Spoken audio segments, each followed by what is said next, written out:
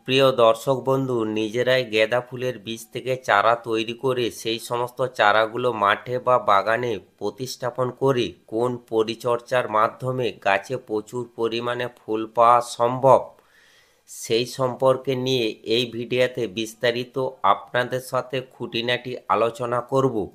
ভিডিওটি শেষ অবধি মনোযোগ সহকারে দেখতে থাকুন।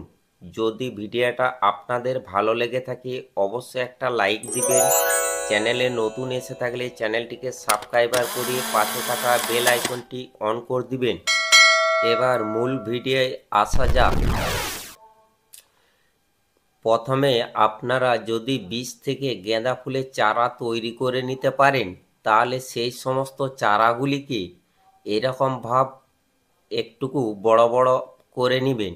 বড় হয়ে গেলে যেন চারাটির বয়স 20 থেকে 25 দিন হয়।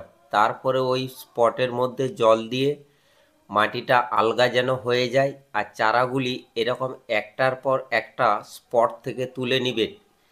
এই ভিডিওতে যে সমস্ত চারাগুলি আমি পট থেকে তুলে নিচ্ছি, এগুলো বীজ থেকেই তৈরি করেছি। কীভাবে তৈরি করেছি সেই সম্পর্কে ভিডিও দেয়া আছে, আপনারা দেখে নিতে পারেন।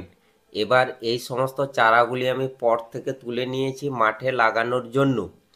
মাঠে গাঁদা গাছ লাগানোর আগে জমিতে প্রচুর পরিমাণে জৈব সার প্রয়োগ করে মাটিতে চাষ দিয়ে হালকা ঝুরো ঝুরো করে নিতে হবে, যেন আগাছা বা ঘাস না থাকে।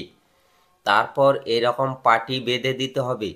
এবার যেই সমস্ত চারাগুলি স্পট থেকে তুলে এনেছিলাম সেই চারাগুলি এখন প্রতিস্থাপন করছি কিভাবে, সেটা আপনারা দেখুন।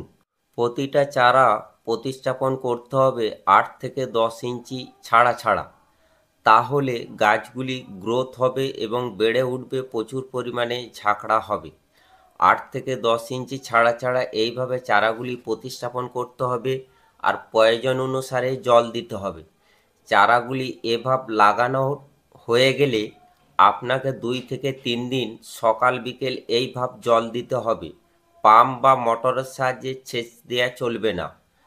2 থেকে 3 দিন এভাবে সকাল বিকেল জল দিবেন, যাহাতে মাটি আলগা থাকে, ওই সমস্ত চারা গাছগুলির শিকড় মাটির মধ্যে ছড়িয়ে পড়ে।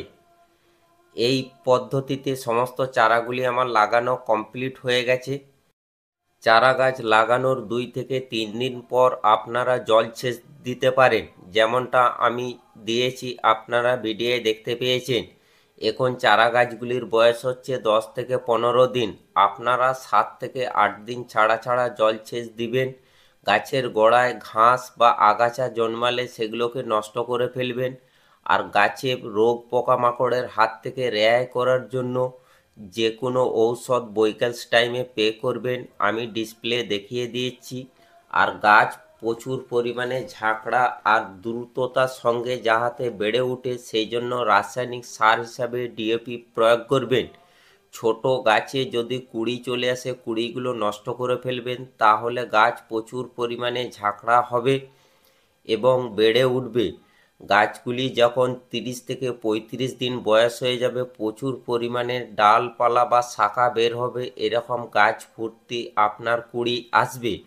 আর গাছে ভিটামিন ঔষধ হিসাবে আপনারা এনপিকে 19-19 অথবা মিরাক্লাম ব্যবহার করতে পারেন। তাও সকাল বা দুপুরের দিকে স্প্রে করবেন, তাহলে গাছের খুবই উপকার হবে। এই পদ্ধতিতে আপনারা গাঁদা ফুল চাষ করুন, খুবই লাভবান হবে এবং অল্প খরচে আপনার গাঁদা ফুল চাষ হয়ে যাবে। আর গাছে প্রচুর পরিমাণে যাতে ফুল ফুটে বা কুড়ি আসে, জৈব সার হিসাবে ভার্মি কম্পোস্ট, সরিষা খোল অবশ্যই প্রয়োগ করবেন চারা গাছগুলি লাগানোর 20 থেকে 25 দিনের মাথায়। তাহলে এরকম গাছ ভর্তি ফুল ফুটবে, যেমনটা আমার বাগানের গাছে ফুল ফুটেছে। এই পদ্ধতিতে আপনারা গাঁদা ফুল চাষ করুন, আপনাদের বাগানে গাছেও প্রচুর পরিমাণে ফুল আসবে, সেই সমস্ত ফুল আপনাকে মুগ্ধ করে তুলবে। এই ভিডিওতে দেখানো আমার পদ্ধতি বা টিপস আপনাদের যদি ভালো লেগে থাকে অবশ্যই ভিডিওতে একটা লাইক দিয়ে যাবেন। চ্যানেলে নতুন এসে থাকলে চ্যানেলটিকে সাবস্ক্রাইবার করে পাশে থাকা বেল আইকনটি অন করে দিবেন। আপনারা কোথা থেকে ভিডিওটা দেখছেন কমেন্ট করে আমাকে একটুকু জানাবেন।